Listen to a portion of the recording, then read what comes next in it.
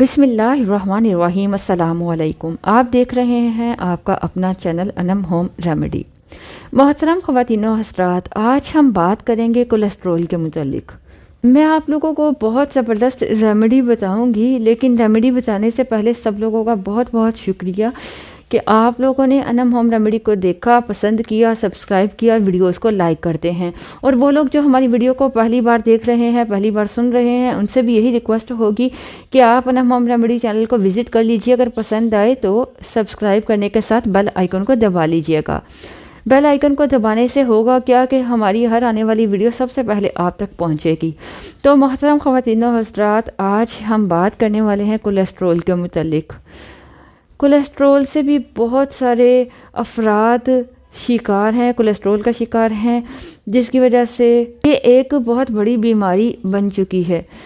Remedy बनाने से पहले मैं आप लोगों को ये ज़रूर कहूँगी कि कोई भी बीमारी का इलाज करने से पहले उसके असबाब को जान लिया करें। अगर आप उसकी वजूहात को ख़त्म कर लेते हैं, असबाब को ख़त्म कर लेते हैं, तो आप बीमारी से ऑटोमेटिकली निकल सकते हैं। मैं आप लोगों को बताती चलूँ, जितने भी हमारे घरों में ऑयल इस्तेमाल होते हैं, ये कोलेस्ट्रॉल बनने की वजह बनते हैं। जी हाँ, जो भी हम ऑयल का इस्तेमाल करते हैं खाने बनाने के लिए, ये सब हमारी सेहत के लिए अच्छे नहीं हैं। इसीलिए कहा जाता है कि घर में सब्ज़ियां बनाने के लिए मस्टर्ड ऑयल, सरसों का तेल इस्तेमाल करना चाहिए। राई का तेल इस्तेमाल कर सकते हैं, कोकोनट ऑयल इस्तेमाल कर सकते हैं, जैतून ऑलिव ऑयल इस्तेमाल कर सकते हैं, अगर ये अफोर्डेबल है तो।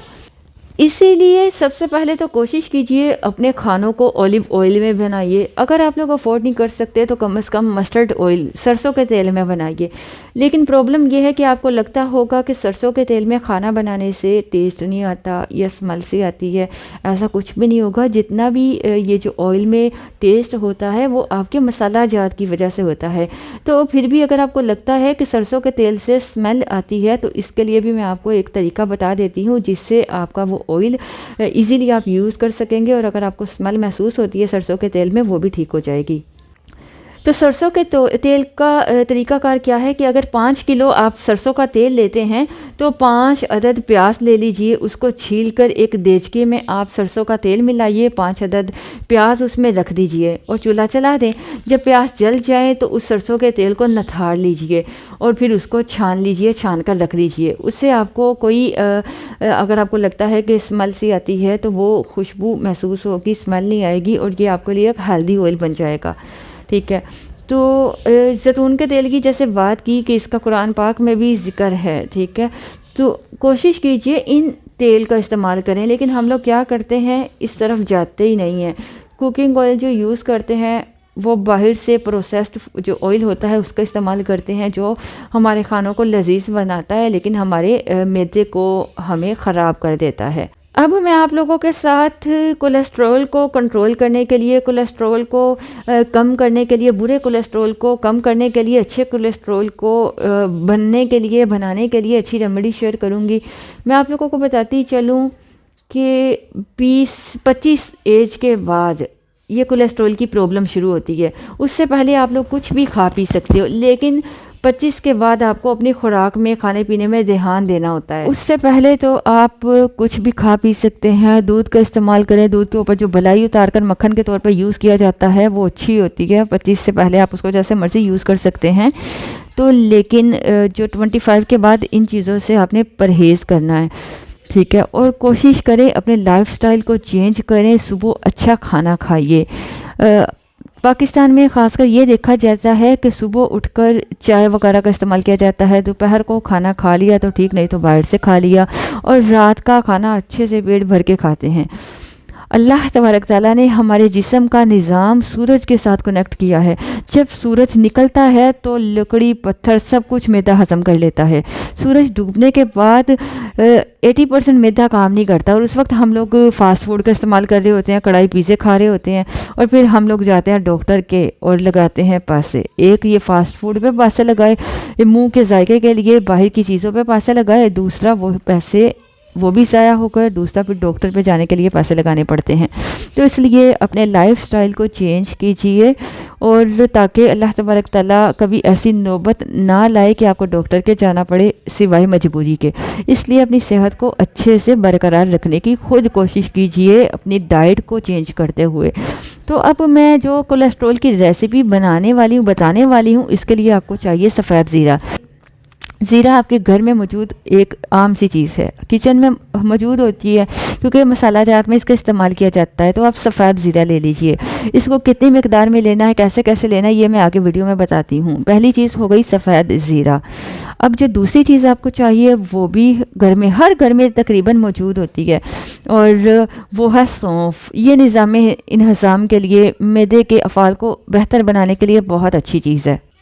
तीसरी चीज़ जो आपको लेनी होगी वो है मेथी दाना। इसके मुतालिक तो मुझे लगता है मुझे कुछ बताने की ज़रूरत ही नहीं, सभी लोग जानते होंगे, क्योंकि मेथी की इतनी अफादियत है, बहुत फ़ायदे हैं। नबी पाक सल्लल्लाहु अलैहि वसल्लम फरमाते हैं कि अगर मेरी उम्मत को पता चल जाए कि मेथी के कितने फ़ायदे हैं तो ये सोने के भाव बिकने लगेगी। अंदाज़ा कीजिए मेथी के कितने फ़ायदे होंगे। अच्छा, अब हो गई तीन चीज़ें, तीनों की क्वांटिटी मैं आपको बताने वाली हूँ। सबसे पहले आखिरी चीज़ की बात कर लेते हैं, चौथी चीज़ जो है कलौंजी।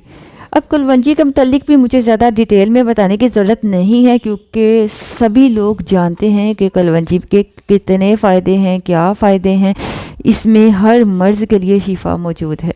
ठीक है, अब आपको सफ़ेद ज़ीरा, सौंफ, मेथी दाना और कलवंजी, इन सब चीज़ों को हम वज़न लेना है। आप इन चारों चीज़ों को 10-10 ग्राम लेकर पाउडर बना लीजिए। अच्छे से बारीक पाउडर बनाइएगा, क्योंकि जितना ज़्यादा बारीक पाउडर होगा उतना आपको फ़ायदा ज़्यादा मिलेगा। अच्छा, इन चारों चीज़ों का आपने बना लिया पाउडर, आपकी रेमेडी हो गई तैयार। अब आप ये सोचेंगे इसको इस्तेमाल कैसे करना है, कितना अरसा करना है कि आपका ये कोलेस्ट्रॉल की प्रॉब्लम जड़ से ख़त्म हो जाए। तो मोहतरम ख़वातीनो हज़रात, इस पाउडर का एक छोटा चाय का चम्मच, बड़ा नहीं, जो चाय का चम्मच होता है वो आधा लेना है। आधा चाय का चम्मच सुबह, आधा चाय का चम्मच शाम को आपने इसका इस्तेमाल करना है। अगर आप लोग कोलेस्ट्रॉल के मरीज़ बन चुके हैं तो आप चिकनाई वाली चीज़ों से परहेज़ कीजिए, बड़े गोश्त से परहेज़ कीजिए, और बाहर खाने की बजाय घर में सादा खाना इस्तेमाल कीजिए। जो भी घर में सालन बने इसको खाइए। अब आप ये सवाल भी करेंगे कि इस आधे चाय के चम्मच को सुबह नाश्ते से पहले लेना है या नाश्ते के बाद लेना है। अब ये आप पर डिपेंड करता है, इसका कोई स्पेसिफिक टाइम नहीं है। चाहे तो आप खाना खाने से घंटा या आधा घंटा पहले ले लीजिए, चाहे तो इस पाउडर को आप खाना खाने के आधा घंटा बाद या घंटा बाद ले लीजिएगा।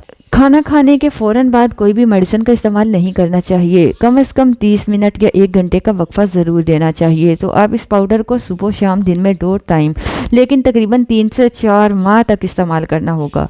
मेडिसिन आप इस्तेमाल करते हो सालों साल, लेकिन इन नेचुरल रेमेडीज़ को अगर आप चंद महीने भी इस्तेमाल कर लेते हो ना, तो आपका मसला जड़ से ख़त्म हो जाता है। इस मसले को जड़ से ख़त्म करने के लिए आप इस रेमेडी को यूज़ कीजिए और तकरीबन 3 से 4 माह मुसलसल यूज़ कीजिए। आपका कोलेस्ट्रॉल इंशाअल्लाह जो है लेवल पे आ जाएगा।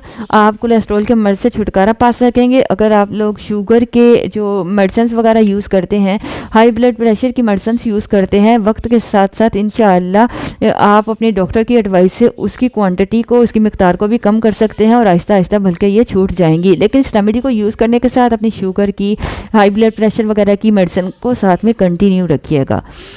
साथ में आप ये रेमेडी यूज़ कीजिएगा तो इंशाल्लाह आपको बहुत फ़ायदा होगा। मैं उम्मीद करती हूँ आपको हमारी ये छोटी सी रेमेडी पसंद आई होगी और आपको बहुत फ़ायदा भी देगी। अपना बहुत सा ख्याल रखिएगा, दुआ में हमें याद रखना मत भूलिएगा। आपसे मिलूँगी नए टॉपिक में नई वीडियो के साथ। अल्लाह हाफिज़।